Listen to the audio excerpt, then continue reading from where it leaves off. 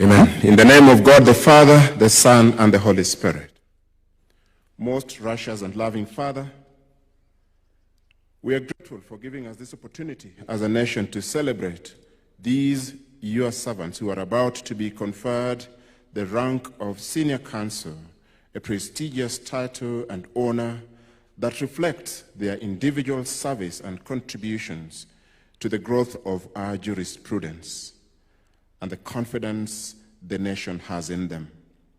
We pray that in this ceremony and always, you speak to these your servants to see this conferment not so much as a personal achievement, but most importantly, as an honor to serve the nation. We ask that they may use this opportunity for the good of our blessed country to foster equity and fairness, so that in each of their roles, justice may roll on like a river and righteousness like a never-failing stream, as your word reminds us in Amos 5:24. Grant each of them your grace to use the law correctly to bring confidence in the institutions they lead or serve, to inspire the next generation that law remains one of our strongest pillars in this country, but also to use this role to foster national cohesion and the healing of wounds caused by injustice. We thank you for our President, His Excellency William Samoei Ruto, for his leadership of this blessed country. We ask that you help him to keep his head up in all situations, preserve his heart from absorbing the negativities that leadership attracts. We ask that you bless his efforts and commitment in leading Kenya to a first world nation, for we know that it is possible. Hear these prayers we offer on behalf of these your servants gathered here. In your most holy name we pray. Amen. Your Excellency and all honored guests, you may kindly take your seats. Your Excellency, the President, the Speaker of the National Assembly, Your Ladyship, the Chief Justice, Your Ladyship, the Deputy Chief Justice, the Honorable Attorney General, Principal Secretaries present, the Chairperson of the Committee on Senior Counsel, members of the Selection Committee on Senior Counsel, the leadership of the Law Society of Kenya, esteemed Senior Counsel conferees, and your honored guests, distinguished ladies and gentlemen, good morning and welcome to this conferment ceremony. Your Excellency, sir, this state ceremony is convened pursuant to Section 17 of the Advocates Act, Chapter 16 of the Laws of Kenya, for the conferment of the rank and dignity of Senior Counsel upon 54 distinguished advocates of the High Court of Kenya. The conferment of this high rank reflects the constitutional and statutory prerogative vested in the President to elevate to Senior Counsel any recommended advocate of impeccable integrity who has demonstrated outstanding excellence in the practice of law and in service to the Republic. Sir, by a communication referenced CJ-17-B, dated 9th December 2025, Her Ladyship, the Chief Justice, petitioned Your Excellency to exercise this prerogative. This communique transmitted the recommendations of the Committee on Senior Counsel regarding the 54 eligible advocates of the High Court of Kenya. The committee, having executed its mandate in accordance with advocates, in bracket Senior Counsel conferment and privileges rules, has duly identified and recommended the nominees presented before Your Excellency this morning. Concurring with this recommendation, Your Excellency, as the head of state and government, conferred the rank of Senior Counsel to the identified esteemed individuals as contained in Kenya Gazette Notice Number 18138, dated 10th December 2025, thereby formally admitting the 54 recommended advocates to the highest echelon of the legal profession. On this solemn occasion, each nominee's name shall be inscribed in the roll of Senior Counsel. which is under the custodianship of the judiciary. Thereafter, the conferees will receive the presidential letters of conferment from Your Excellency, the President. Your Excellency, sir, with all the applicable constitutional and statutory requirements for the conferment of the rank and dignity of senior counsel, having been fully discharged, these state ceremonies properly convened in law. With Your Excellency's gracious permission, may I now present the advocates who, by virtue of Your Excellency's presidential action, are today recognized by the state and by their peers for their exceptional accomplishment and distinguished service in the advancement of the law. Your Excellency, we now present the first conferee, Senior Counsel Rapinda Singh Seni. Rapinda Singh Seni is a Kenyan citizen and a barrister at law, called to the bar at Lincoln Inn in February 1961 and admitted as an advocate of the High Court of Kenya in May 1962. He served in the Attorney General's chambers for 12 years, working extensively in both civil and criminal law and conducting major litigation and prosecutions across court levels. He also headed the Provisional State Council offices in Central, Nyanza, Western provinces before joining the criminal law section in Nairobi in the year 1971. After retiring as senior state counsel in 1974, he founded Mandla and Semi Advocates and now works as a private legal consultant.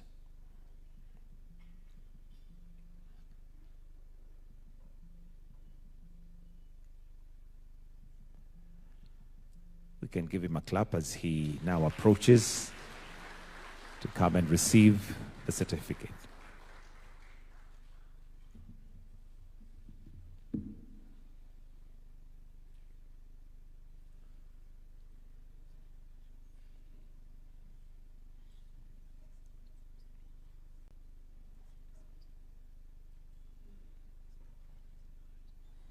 Another clap would be in order.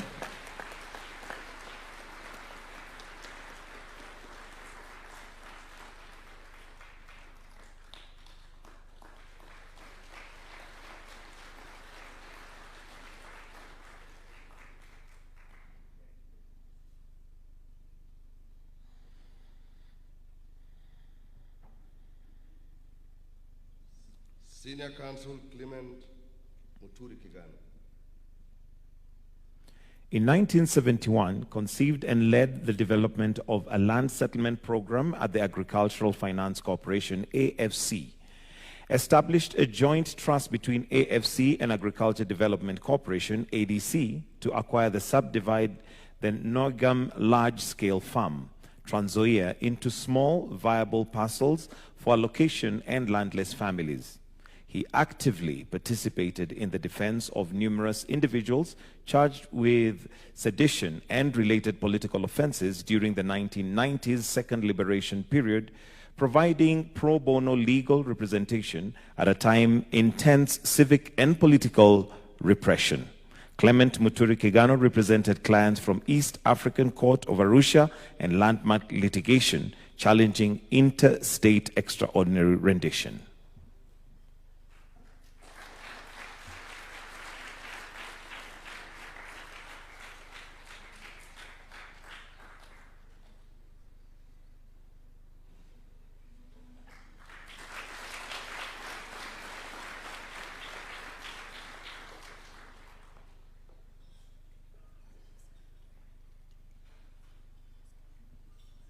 Senior Counsel Eliud Nanga Njoroge.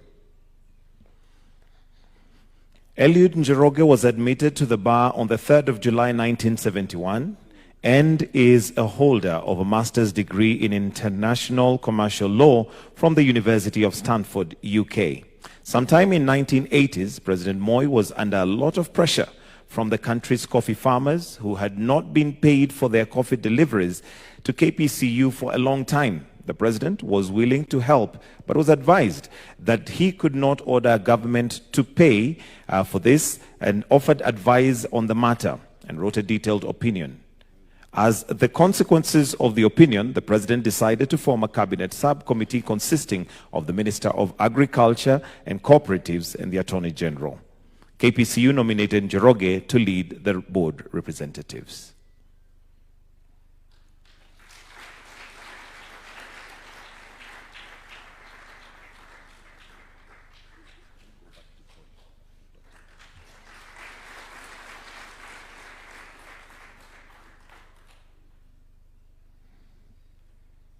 Senior Counsel Paul Ndiritu Ndungu.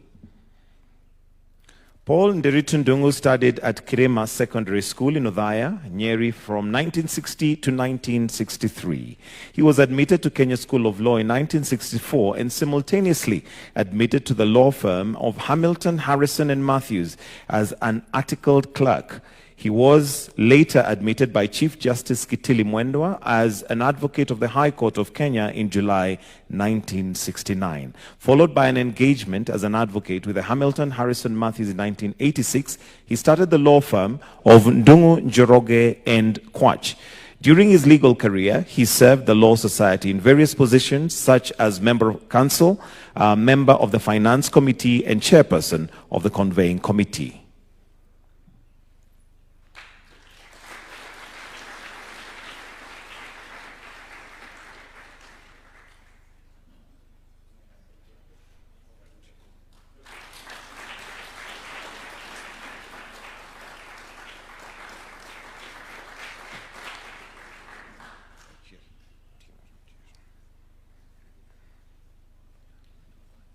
Senior Counsel Ambrose Otieno Rachir.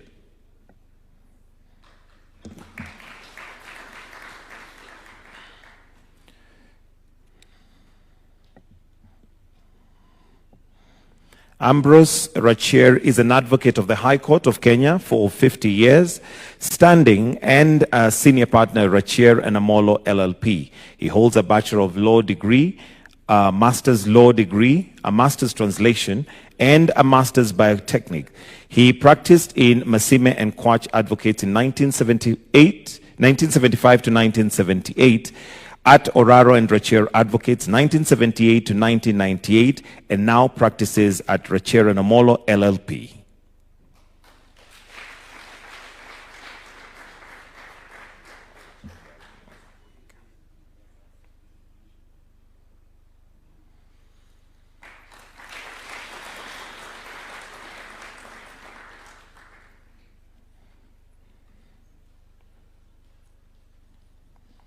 Senior Counsel Richard Omwela.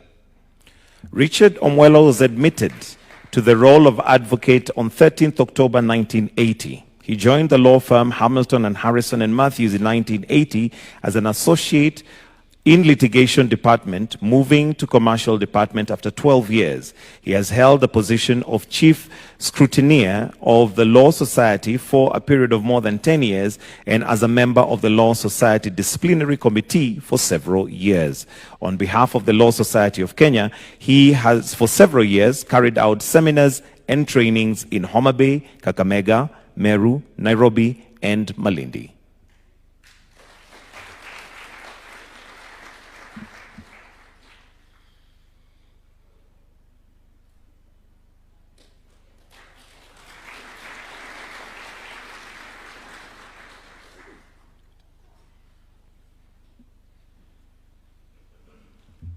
Senior Counsel Dr. Moses Masika Wetangula. Moses Wetangula founded Wetangula and Company Advocates in 1984, establishing a distinguished legal practice for over 40 years.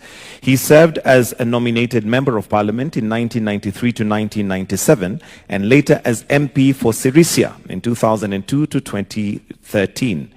His cabinet roles include Assistant Minister and Minister of Foreign Affairs, Minister for Trade, the Chair of the AU Peace and Security Council from 2013 to 2022. He was a Senator of Bungoma County and also served as a stint of the Senate Minority Leader. He's now the National Speaker of the National Assembly, and the Kenya Kwanza is currently serving as Speaker of the National Assembly of Kenya.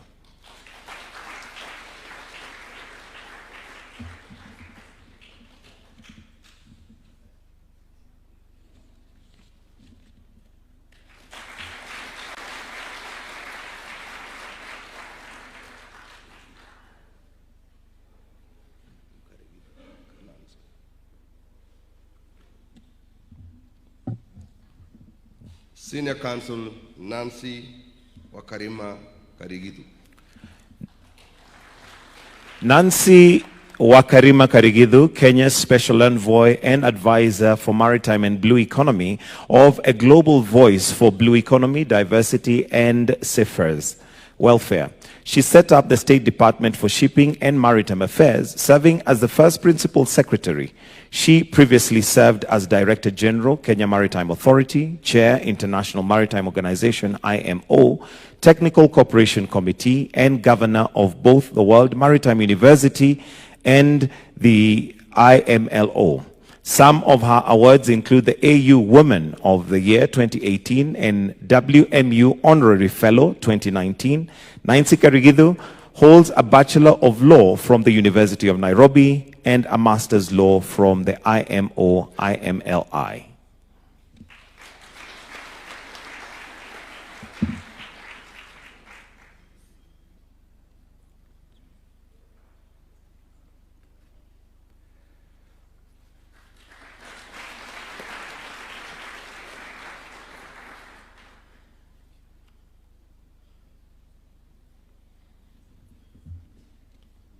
Senior Counsel Moses Kimgetich Kurgat. Moses Kipngetich Kurgat is a distinguished Kenyan advocate of the High Court, admitted to the bar over 4 decades ago and widely respected for his professional integrity and service. His career on a strong continuing academic foundation and unwavering commitment to justice. He has served as a magistrate, legal officer in the government corporation, chair of the Industrial Property Tribunal, and in private practice, acquiring wide experience in litigation and advisory services. His expertise spans commercial, constitutional, and human rights law, alongside notable leadership in legal reform, advocacy for victims of violence, and land justice, as well as consistent pro bono and corporate social responsibility initiatives.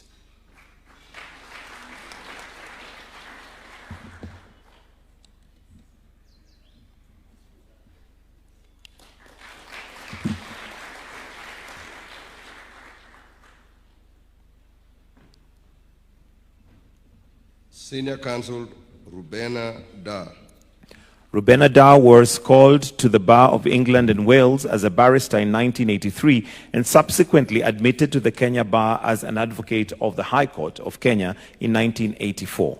Ms. Rubena Da brings over 40 years of distinguished legal practice. She has excelled across the full spectrum of legal work, including commercial, contractual, tort, tax, probate, matrimonial, and children's matters. Highly regarded in her litigation expertise, she has headed litigation teams in several prominent law firms such as Daly and Figgis, Indamar and Indamar, and Miller and Company.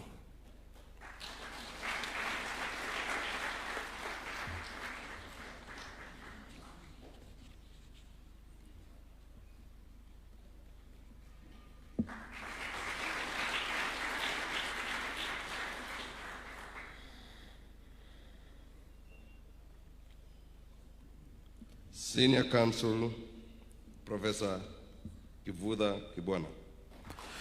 Professor Kifudha Kibwana, advocate and certified secretary, studied law at the universities of Nairobi, London, Harvard, and George Washington, specializing in constitutional law and jurisprudence. From 2003 to 2007, he was member of Parliament, Cabinet Minister, and President of the United Nations Climate Change Convention, COP12. Subsequently, he served as presidential advisor to His Excellency Mwai Kibaki and later as a governor of Makwiny County. He has been named Jurist of the Year by ICJ Kenya and inducted into LSK's Roll of Honor. For 25 years, he was a lecturer of law, dean and associate professor at the University of Nairobi. He is currently a professor of law at the Daystar and Catholic Universities.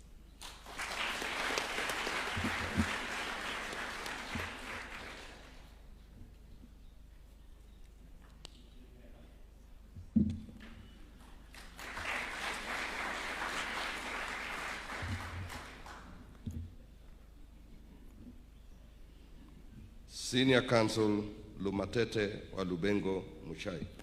Lamutete Walubengo Mushai was called to the bar in 1985. He is a senior partner at Lamutete Mushai Company Advocates. He is a commercial law litigator and conveyancer and has in the past done many human rights cases.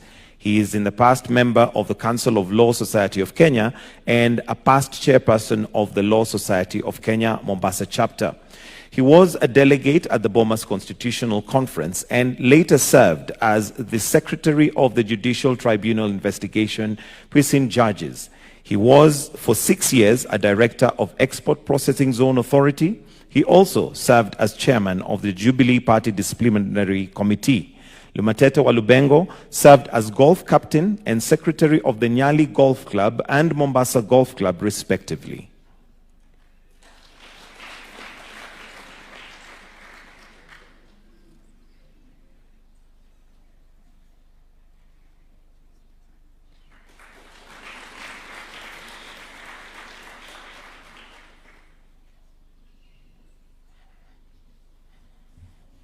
Senior Counsel Njoroge Regeru. Njoroge Regeru, admitted to the bar on 13th October 1986, is a distinguished dispute resolution practitioner and arbitrator with 39 years of practice. He successfully advanced the decisive argument on the treatment of rejected ballots in the 2013 presidential election petitions, secured precedent setting determination on reasonable provision for dependent on the Chatur proper testate succession appeal, and ably defended the Huduma Number project in a complex constitution petition on the national importance. He also shaped Kenya's arbitration jurisprudence through the landmark Nyuthu Agrovet case and pioneered the law on mandatory injunctions and Kamau Mushuna, leaving an enduring imprint on Kenya's jurisprudence.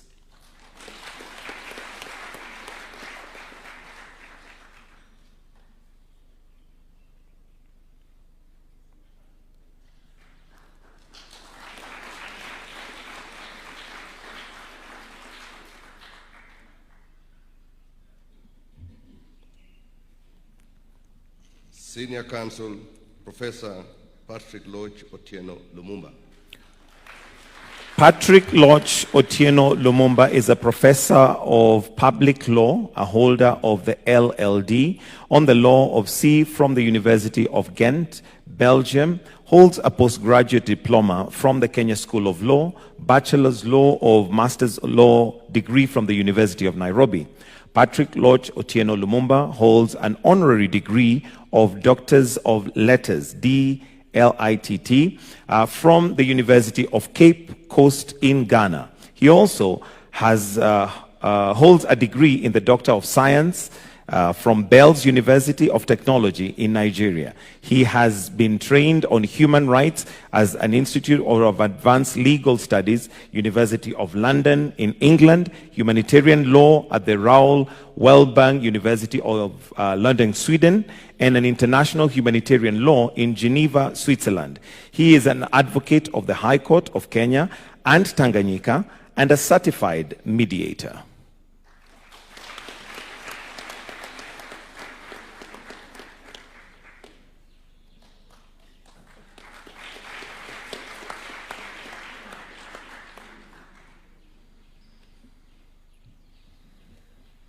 Senior Counsel Anastasia Kioko Mululu.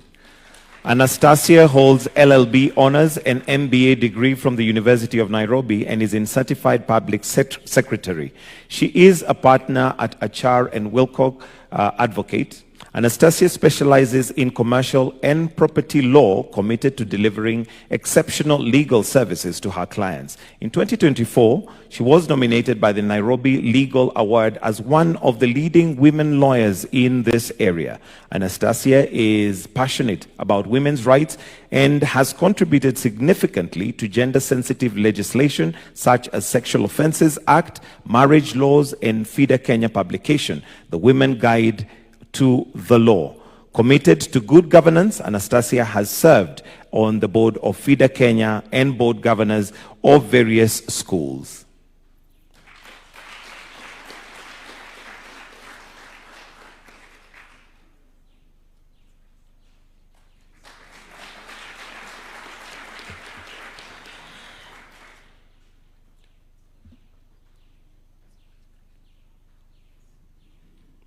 Senior Counsel James Ochieng Oduol. James Ochieng Oduol is an advocate of 39 years, standing senior partner at OK LLP and one of Kenya's leading courtroom strategists before all superior courts. He has led landmark commercial, constitutional, land, labor, family, and betrayal disputes as a respected practitioner before the COMESA Court of Justice, East Africa Court of Justice, and the United Nations Dispute and Appeal Tribunals. He has helped shape governance within the Law Society of Kenya and is renowned for his rigorous ethics, fearless advocacy, and generous mentorship.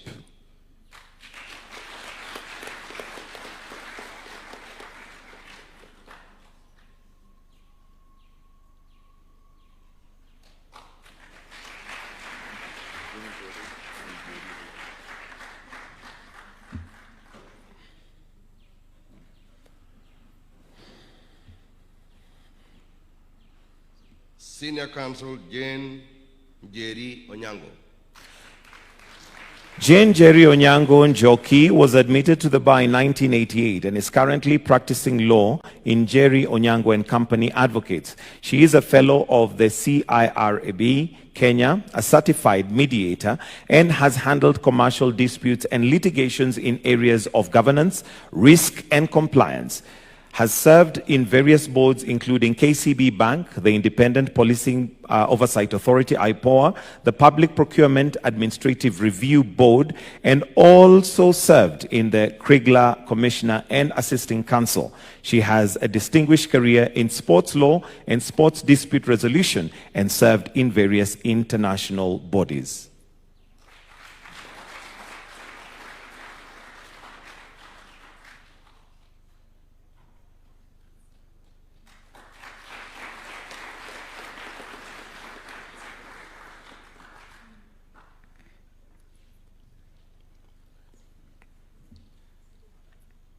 Senior Counsel Christine Anyango Agimba.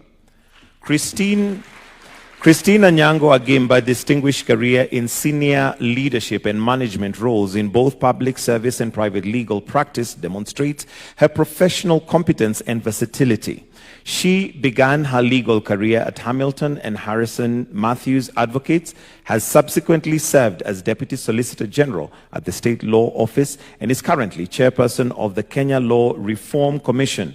Christine's expertise spans legal advisory and transactional matters and corporate governance. She has contributed to significant policy, legal, and institutional reforms aimed at strengthening Kenya's financial, judicial, and legal sector in modernizing business laws. She remains committed to training and mentoring younger advocates.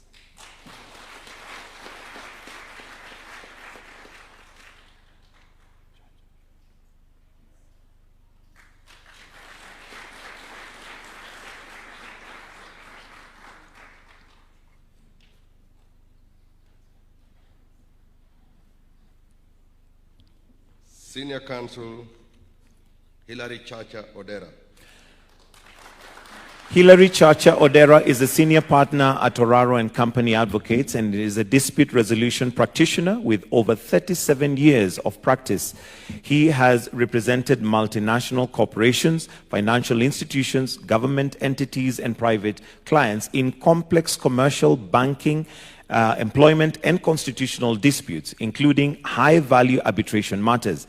He is consistently ranked by Chambers Global and Legal 500 for his depth in experience and long-standing experience in the legal field. Chacha is also an adjunct lecturer at Strathmore University, where he contributes to legal scholarship and mentors young advocates.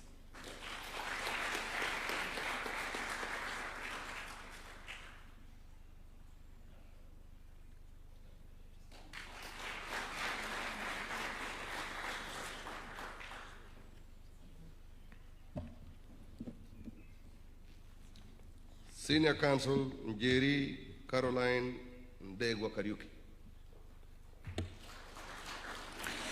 Admitted in 1988, Njeri Kariuki is an advocate with a distinguished career focused on arbitration and alternative dispute resolution. A chartered arbitrator and accredited mediator, she has achieved several notable firsts, including being the first female chartered arbitrator in Africa bar Nigeria, the first female GOK nominee to be International Center of Settlement and Investment Disputes, panel of arbitrators, and Kenya's inaugural representative in the ICC International Courts of Arbitration. She is also a tutor, trainer, and assessor with the Chartered Institute of Arbitrators, delivering training in Kenya internationally. Jerry completed her UON BA studies at York University, Toronto, and studied law in Queen's University, Kingston, Ontario, and holds a diploma in international arbitration from the Chartered Institute of Arbitrators at Keble College, Oxford.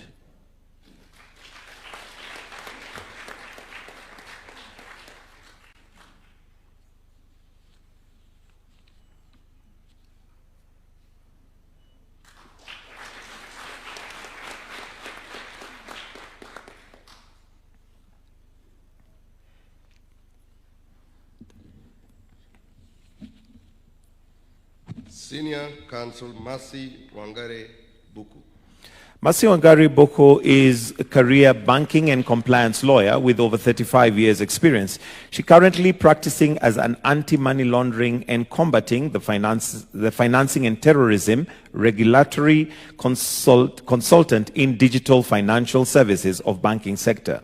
She is also a certified anti-money laundering specialist, USA, and an associate of the Chartered Institute of Bankers, UK.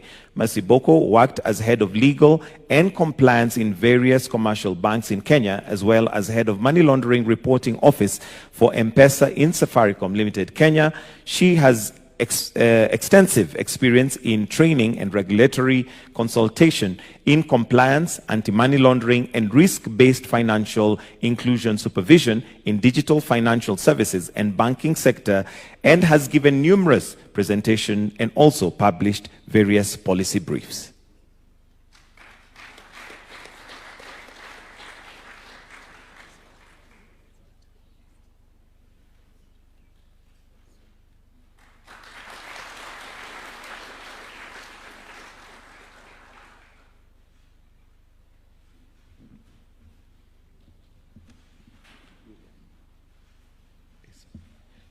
Senior Counsel Isaac Edwin Nicholas Okero. Isaac Edwin Nicholas Okero is a distinguished advocate of the High Court of Kenya, known for his exceptional professionalism, integrity, and depth in legal expertise. With decades of experience in litigation, commercial law, and conveyancing, he consistently provides sound, strategic guidance to clients. His leadership as president of the Law Society of Kenya and service in regional and international legal bodies reflects his commitments to advancing the profession. Colleagues commend his analytical skills, calm judgment, and unwavering dedication to justice, qualities that have earned him respect across Kenya's legal community. He remains widely trusted for his reliable counsel and professionalism.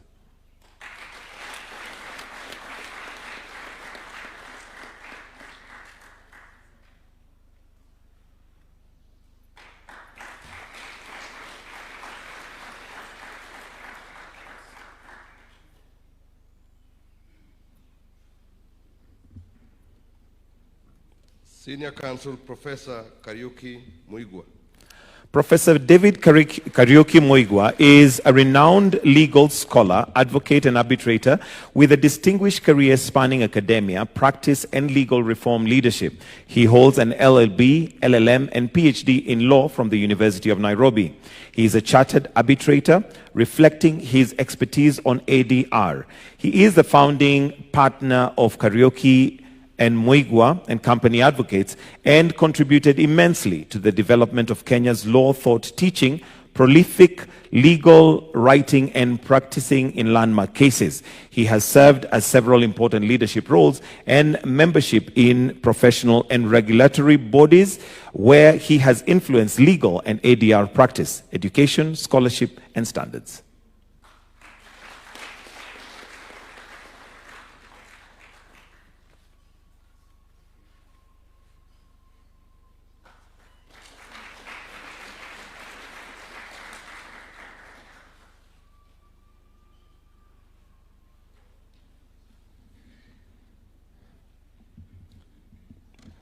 Senior Counsel Dr. Hosea Kili. Dr. Hosea Kili is an advocate of the High Court of Kenya and is leading authority in devolved governance, public policy, and constitutional jurisprudence. A public intellectual of high repute, he is Group Managing Director, CEO of CPF Groups, and President of the Association of Pension Trustees and Administrators Kenya. He is also a fellow of the Institute of the Certified Secretaries and the Kenya Institute of Management, KIM, and a distinguished member of the Law Society of Kenya. Dr. Kili has served on the Nairobi Stock Exchange, Board of Kenya Rates Council, Africa Social Security Association Chairman, and International Social Security Bureau. His national honors include MBS and OGW in recognition of outstanding service to Kenya.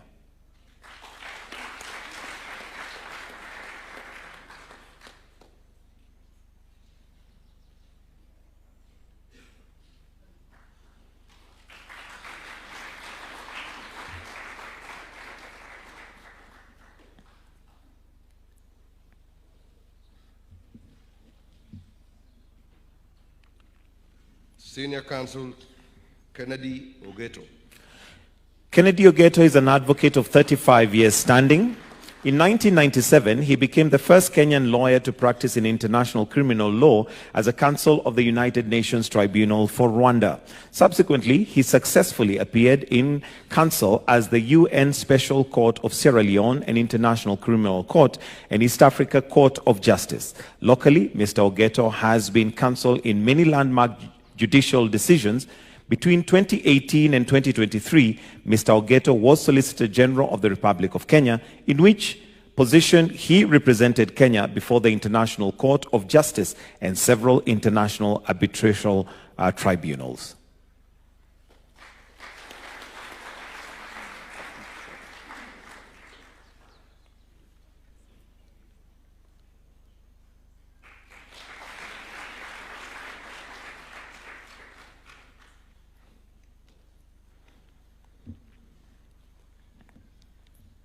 Senior Counsel Dr. Praxidis Chepkoech Tororei. Dr. Praxidis Chepkoech Tororei was admitted to the bar in 1991 and was dedicated over 3 decades to public service in the judiciary, the Kenya Forest Service, the Independent Electoral and Boundaries Commission, IEBC, and the Independent Policing Oversight Authority Board, where he helped strengthen police accountability and institutional governance. She contributed the Kenya's governance transition into the successful conduct of 2010 referendum and subsequent elections and served on national task forces on devolution, anti-corruption. She has advanced reforms, trained magistrates and judges on the jurisprudence of equality, championed child protection and mentorship, and chairs of Nairobi Legal Awards Assessors Advisory Committee. She has with the advances before us. We admire the solutions, but we do not yet invest in them adequately. We window shop when we should be investing. Ladies and gentlemen, the numbers speak for themselves, and they are unforgiving. 2024 was the hottest year ever recorded. Climate disasters cost $200 billion every single year. 1 million species are at risk of extinction. And the world produces over 2 billion tons of municipal waste annually. This is not a warning light. It is a full alarm. It is time for actions that match our convictions. Time to confront the triple planetary crisis: climate change, biodiversity loss, and pollution with seriousness equal to the scale of the threat. That means resources. It means skills. It means cooperation. On each of these fronts, I commend the UN Environment Programme and this Assembly, you, for pushing forward despite geopolitical headwinds and global gridlock. Because of tireless advocates, we have the frameworks to deliver. On climate, the Paris Agreement and the imperative of 1.5 degrees. on biodiversity, the Kunming-Montreal Global Biodiversity Framework and its bold 30 by 30 pledge. On pollution, a global framework on chemicals and ongoing negotiations toward a legally binding instrument to end plastic pollution. These are not just agreements. These are commitments. And they are roadmaps. As I said in Belém, progress is rarely linear. It comes in ebbs and flows. Our task, the task of every champion in this room, is to push hardest when progress slows, to hold the line when momentum fades, to remember that the next breakthrough, the next surge in renewables, and the next turning point may be just beyond the horizon. With that spirit, I wish you positive, constructive, and above all, hopeful deliberations. And I look forward to the adoption of the ministerial declaration.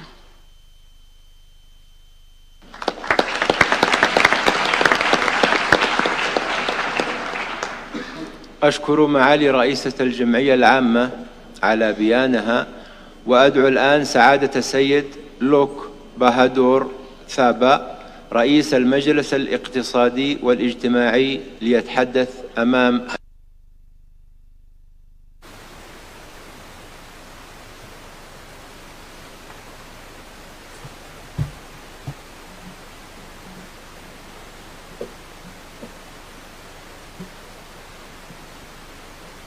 Your Excellency, the President of UNES 7, Excellencies, distinguished delegates, ladies and gentlemen. It is an honor to join you at the 7th sessions of the United Nations Environment Assembly in my capacity as the President of the United Nations Economic and Social Council. Excellencies, we meet at a critical moment. The world is facing a web of interconnected crises. To our utmost dismay, conflicts are growing, geopolitical competition is intensifying, and economic uncertainty is growing, threatening the very foundations of sustainable development. At the same time, the triple planetary crisis of climate change, biodiversity loss, and pollution is accelerating faster than our collective response. Greenhouse gas levels are highest in the human history. Extreme weather is driving millions from their homes. Ecosystems, from coral reefs to forests, are approaching dangerous tipping points. Pollutions from plastic to toxic chemicals is harming our health and economies. These are not abstract threats. They are eroding development gains, widening inequalities, and placing the most vulnerable communities at disproportionate risk. At the same time, we must remind ourselves that progress is possible. The cost of renewable energy has fallen dramatically, making most new renewable capacity added in 2023 cheaper than fossil fuel alternatives. Global protected areas now cover more land and ocean than ever before, signaling a steady movement toward the goals of the Kunming-Montreal Global Biodiversity Framework. And the historic agreement on marine biodiversity in areas beyond national jurisdictions represents a decisive step towards safeguarding our ocean. This gains shows that what is possible, what is achievable is political way, with science and with collective action. We must continue to work to protect hard-won development gains and accelerate climate actions. UNES offers an essential platform to advance environmental solutions and to uphold the universal human rights to a clean, healthy, and sustainable development. Through its charter-mandated coordinated role, ECOSOC plays a complementary role by fostering collaborations on sustainable development across the UN system and ensuring that global policy commitments are coherently translated into concrete, coordinated actions across its diverse ecosystems.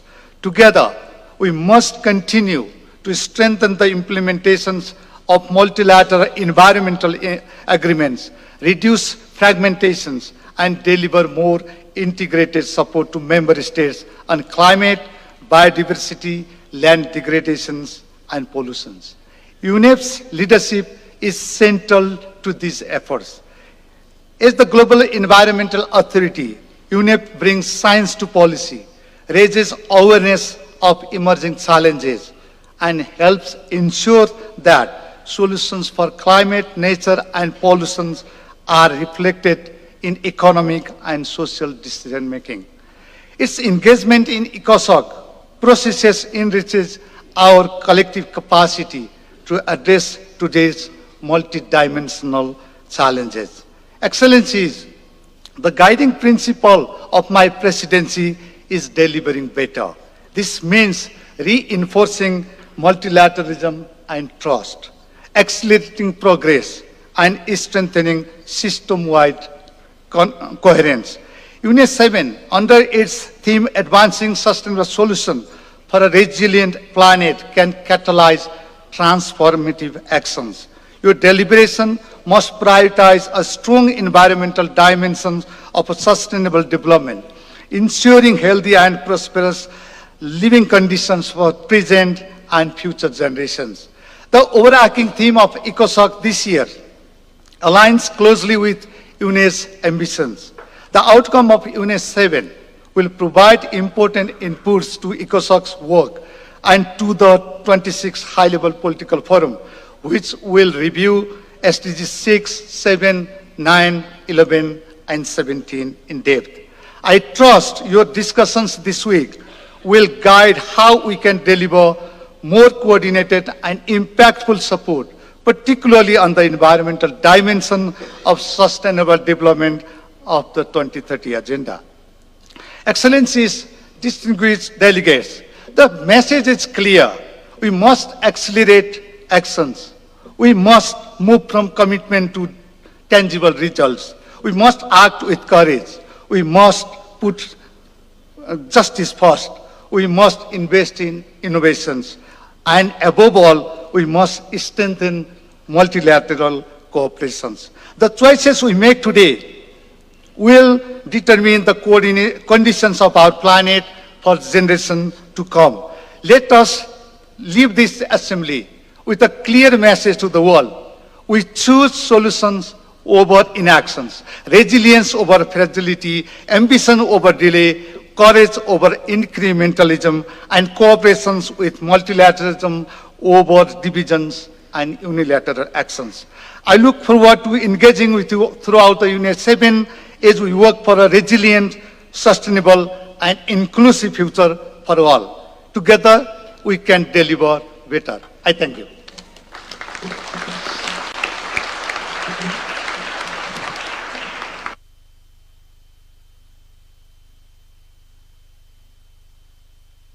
أشكر رئيس المجلس الاقتصادي والاجتماعي على كلمته وفي هذه At this stage, I invite the Assembly to view a video message from the Secretary General of the United Nations, His Excellency Antonio Guterres, who was unable to join us in person today.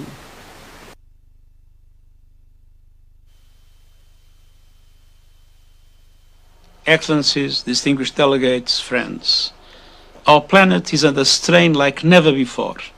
Temperatures are rising, biodiversity is collapsing, and nearly every person on Earth breathes unsafe air. Yet this Assembly offers hope.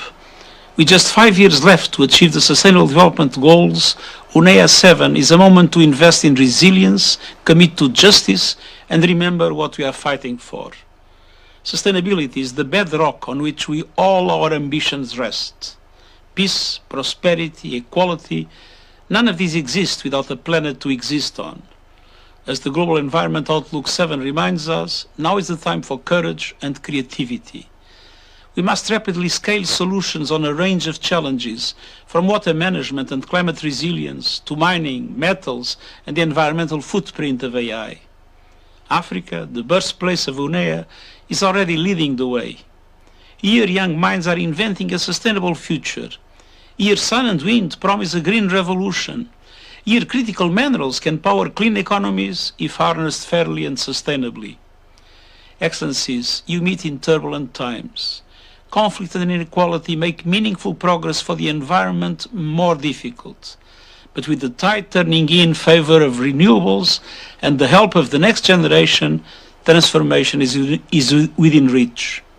As United Nations enters its 81st year, your work here can remind the world of the power of multilateralism. The UN Water Conference and next year's first Biodiversity Beyond National Jurisdiction Summit will offer further chances for action. In the wake of the UN Climate Summit in Brazil, we must fulfill the promises made and close the gaps that remain. Friends, our duty is clear. We must transform broken systems, unite policy with science, and share solutions with all. Let this be the assembly that dared to set humanity on a path to protect our only home for generations to come.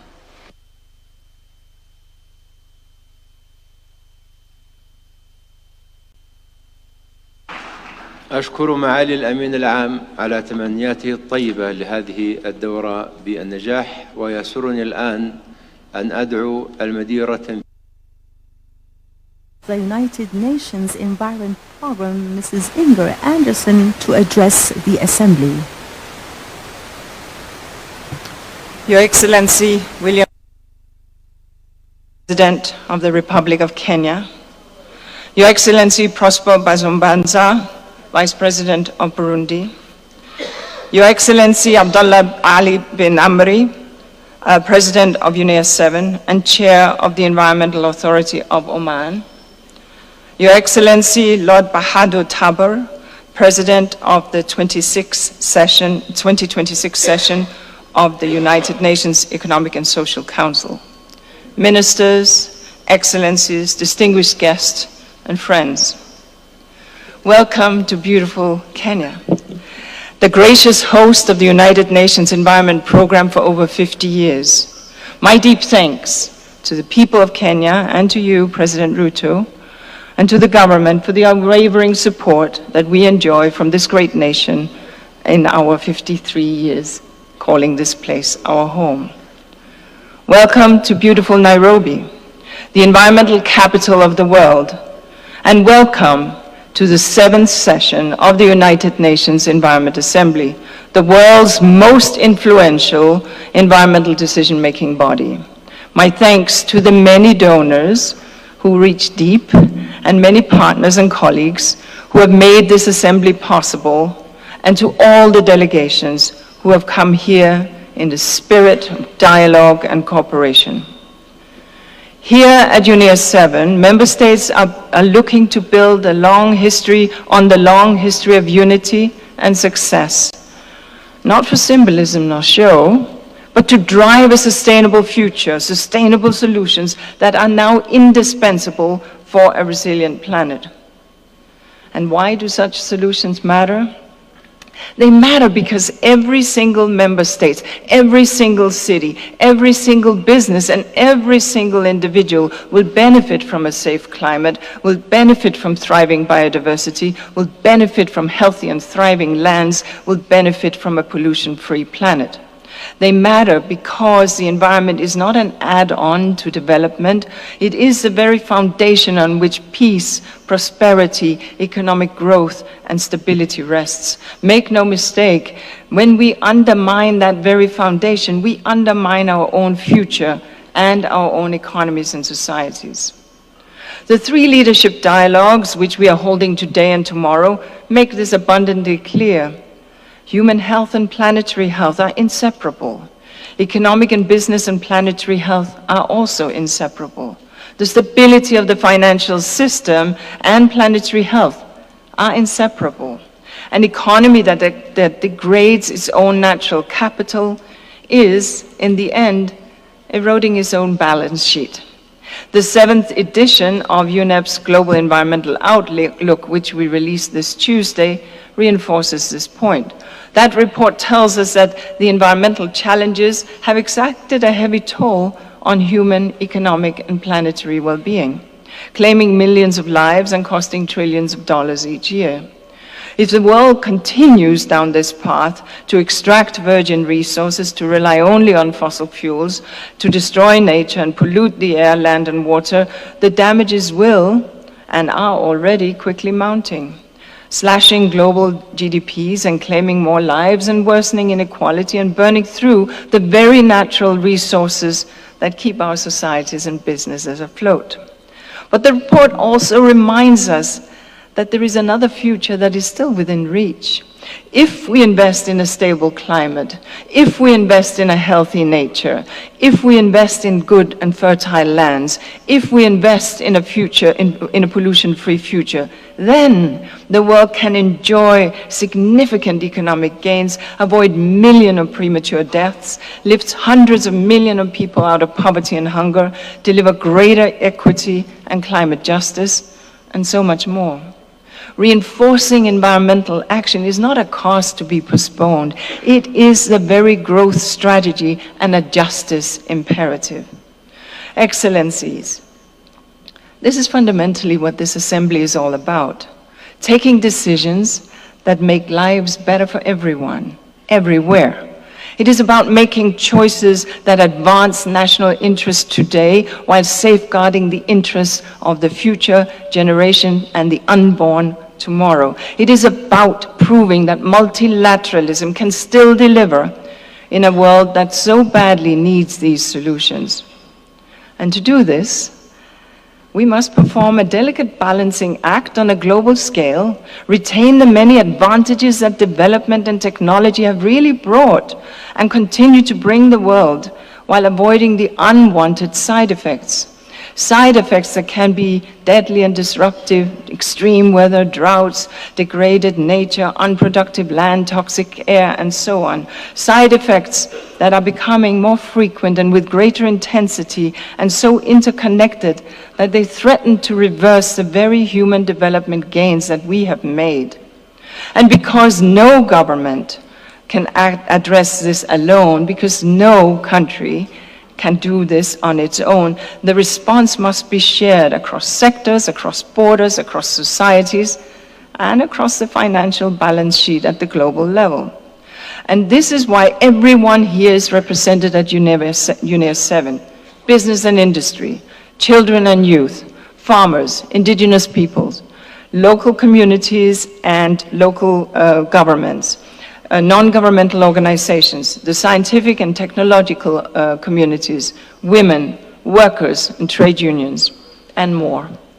And this is also why we have the multilateral environmental agreements and their presidents here, who yesterday gathered to find ways to work closer together and to spark a stronger, faster, and more joined-up action across the environmental challenges that we navigate. This is multilateralism at its very best. Complex at times, of course, but indispensable. Multilateralism has already delivered strong progress on resolutions at this UNEA that member states will now review. Resolutions of safeguarding coral reefs, on the sound management of minerals, which follows the launch of the UN Task Force on the Critical Energy Transition Minerals yesterday, and further resolutions on sustainable solutions through sports and addressing sargassum seaweed blooms and more. Excellencies, colleagues, and friends, we all know that the world is operating in an increasingly fractured geopolitical landscapes beneath skies that sometimes are more darkened by the clouds of the environmental crisis. Yet, it is precisely why, in such time, that environmental multilateralism has to show its value. And here in Nairobi, the global community has again and again over the decade demonstrated that it can deliver when it matters most. From the Vienna Convention and the Montreal Protocol that healed the ozone layer, to the new Intergovernmental Science Policy Panels on Chemicals, Waste and Pollution born out of this assembly, to the ongoing negotiations on plastic, UNEP and UNEA have shown that cooperation across borders and boundaries and across differences and interests is not only possible, it delivers real, measurable results. So I ask you today to look beyond the storm and to fix your eyes deeper on the horizon, a future that by working together, we can secure a stable climate, we can secure a clean and healthy and sustainable environment, and we can secure a pollution-free world that will benefit every nation and every person and every unborn child. No one is saying that the journey is going to be easy, and it will certainly not be short. But delay will not make the change easier. Every year we postpone ambitious decisions guided by science. The cost of inaction grows, and the cost of human catastrophe grows, and the space for solutions shrinks. So, Excellencies, from this assembly, the world expects signals of determination and solidarity. It expects the multilateral system to work, even as you work to improve it under UN 80. It expects you to protect the most vulnerable, not to leave them to face floods and droughts and heat waves alone. It expects you to align your words with actions. So let us assure, when history looks back at this assembly, it will be said that here we chose to act at the scale that these crises demands. Thank you.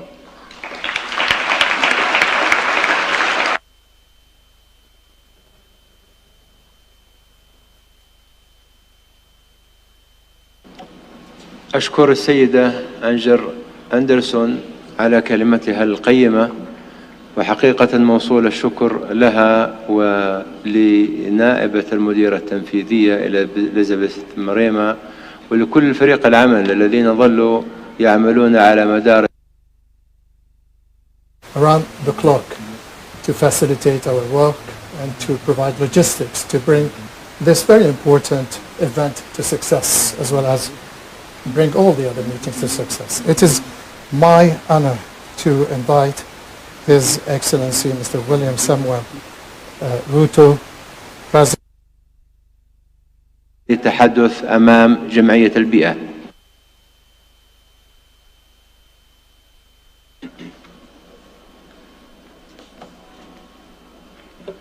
Thank you very much. Your Excellency Abdullah bin Ali Al-Amri, President of the United Nations Environmental Assembly and President of the Environmental Authority of the Sultanate of Oman. Your Excellencies, Heads of State, Vice Presidents, Prime Ministers, Ministers present, Ms. Inga Anderson, Executive Director of the United Nations Environmental Programme, distinguished delegates, ladies and gentlemen. It is my great pleasure to join you at this high-level segment of the 7th session of the United Nations Environmental Assembly. Your presence here in Nairobi reaffirms UNEA's position as the world's premier forum for shaping collective, decisive, and science-based response to the most urgent environmental challenge of our time. Nairobi is the largest UN compound in the world. It sits on 140 acres.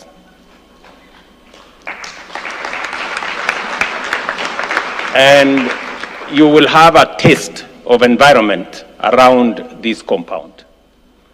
We convene, ladies and gentlemen, only days after the conclusion of COP30 in Belém, Brazil. It was a demanding negotiation and expectations were not fully met, but a tense global climate. Parties managed to keep multilateralism alive and send an unmistakable signal that the green transition is irreversible. Our task here in Nairobi is to translate these signals into concrete, actionable outcomes that address the triple planetary crisis of climate change, biodiversity loss, and pollution. For Africa, climate change is not an abstract debate. It is a daily experience. Just days ago, Kenya was compelled to declare a national drought emergency in 20 counties, leaving our citizens at risk of severe hunger and water scarcity, and as delayed rains and climate stress devastate crops and livestock. Across our continent, from failed harvests to destructive floods, from intensifying storms to conflict worsened by resource scarcity, Africans are paying the price for a crisis they did not create. These extremes are becoming the new global normal. A few weeks ago, Hurricane Melissa struck Jamaica with unprecedented force, causing economic damage that is equal to the country's entire annual GDP. When I spoke to Prime Minister Holness when this hurricane struck, it was clear from his tone that that hurricane was devastating. In Southeast Asia, a single station in Vietnam recorded more than 1.7 meters of rainfall in just 24 hours. A rare cluster of cyclones triggered deadly floods and landslides in Indonesia, Sri Lanka, Thailand, killing thousands and displacing millions. Annual property losses from natural disasters have now been estimated at US dollars 150 billion. For Africa, these numbers add to the existing burdens of debt, infrastructure deficits, and limited fiscal space. Behind each statistic is a farmer, a small business, a community uprooted. They are the human face of a crisis accelerating faster than our institutions can keep pace. Meanwhile, the global economy is undergoing profound transformation. Artificial intelligence, digital technologies, and electrification are reshaping how we produce, work, and trade.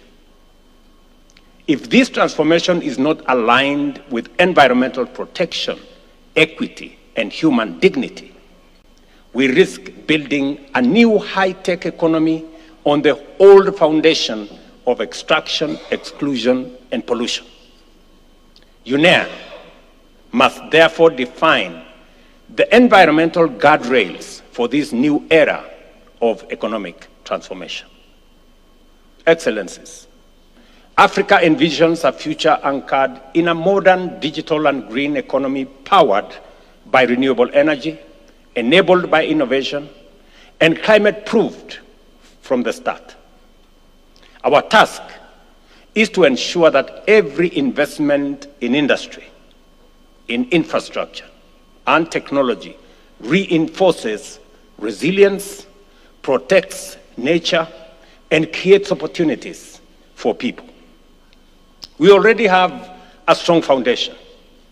Africa has demonstrated leadership in climate ambition. The Africa Climate Summit held in Nairobi and Addis in 2023 and 2025 reframed the continent not as a victim of climate crisis only, but as a co-architect of global solutions. The decision to bring COP to Addis in 2027 further confirms the shifting center of climate leadership.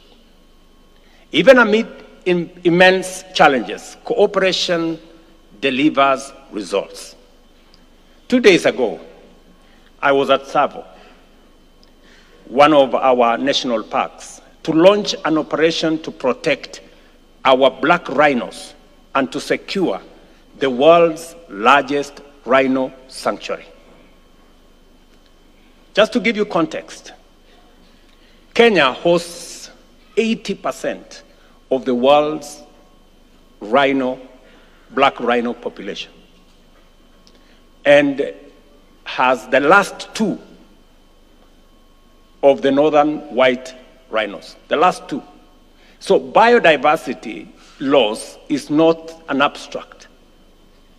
It is real. Seeing 100 black rhinos in a single sanctuary is a triumph of dedication, science, and partnership. It is a reminder that when we commit, when we collaborate, and stay focused, we can reverse decline and restore life. Kenya is honored to serve as a convening ground for global environmental governance.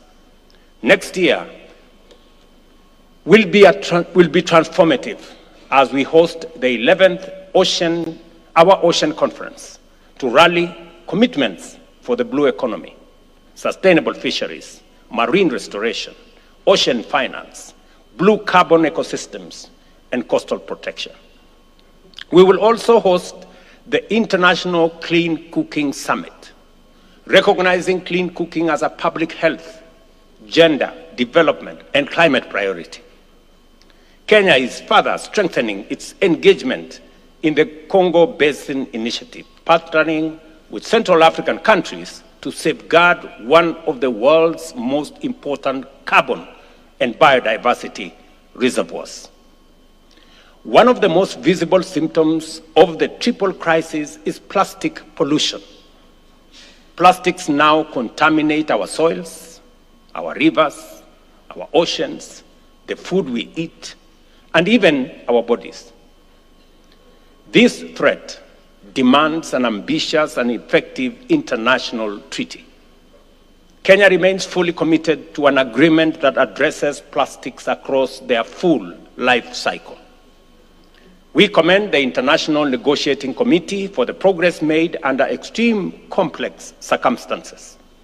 To support the next phase of negotiations, Kenya stands ready to host a resumed session of the INC here at UNEP headquarters, the birthplace of this global effort.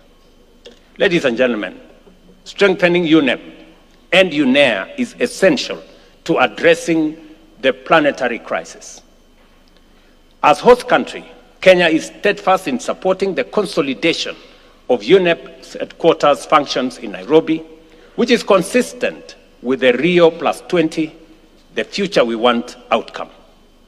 A stronger UNEP, working closely with the broader UN system, will deliver more coherent, cost-effective, and inclusive global environmental governance. Member states must match their high-level presence here with financial and political support for UNEP and for implementation in every country, in every part of the world. Environmental commitments must be backed by finance, technology, and capacity, especially for countries that are asked to safeguard global public goods while struggling with poverty and limited fiscal space. Excellencies, environmental action and economic transformation must move together. We can decouple growth from emissions and pollution, creating new jobs, industries, and markets. But this transformation must be fair, accessible, and also affordable. It cannot succeed if countries of the global south are asked to protect the planet while their people sink deeper into hardship. Nairobi has always been a city of dialogue, a place where difficult truths are spoken, where consensus is forged, and where compromise is achieved without surrendering ambition. Let this UNEA 7 send 3 clear messages: that multilateralism works when nations show up, negotiate honestly, and act decisively; that Africa will not only bear the brunt of climate impacts, but will also lead in providing solutions; and that we are committed to aligning our economies with planetary boundaries that ensure that jobs, dignity, and prosperity for our people go hand in hand with a stable climate, thriving biodiversity, and a pollution-free future. I urge this assembly to rise to the occasion and take decisions that can be felt in people's lives and seen in our natural world. In doing so, we protect citizens, future generations, and all life that depend on this planet. And because you too deserve to experience the country you help protect, I invite you to take some time to enjoy magical Kenya, our landscape, our wildlife, our oceans, and the warmth of the Kenyan people. In that same spirit, I extend a warm invitation to you to join us tomorrow as we mark 62 years of our hard-won independence, a celebration of our resilience, our democratic journey, and our shared commitment to safeguard the natural heritage that sustains us. I thank you for your attention.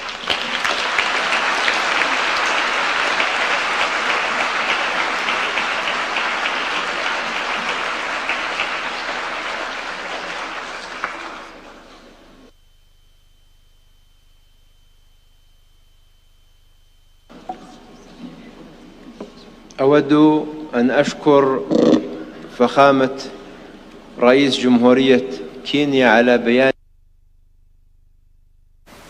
valuable statement. I would like to avail myself of this opportunity and on behalf of myself and my country, the Sultanate of Oman, and all the delegations of the friendly countries from across the world to wholeheartedly and sincerely express our appreciation to His Excellency the President, the people and the government of Kenya for their hospitality and for being champions of the environmental efforts.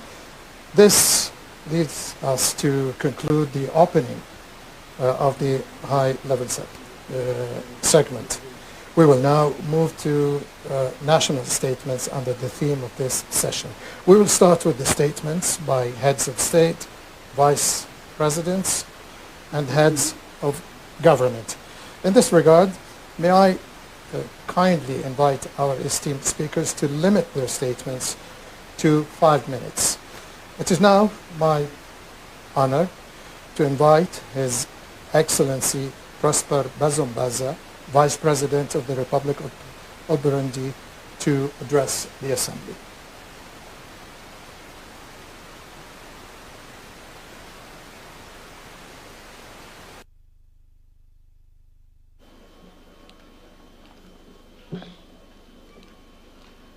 Excellence Samuel Ruto, Président du Kenya,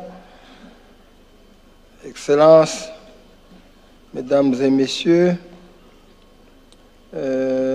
Messieurs les Présidents, distingués délégués, nous rendons grâce à Dieu, le Tout-Puissant, qui nous a permis enabled us to meet here in Nairobi for the 7th session of the UNEA.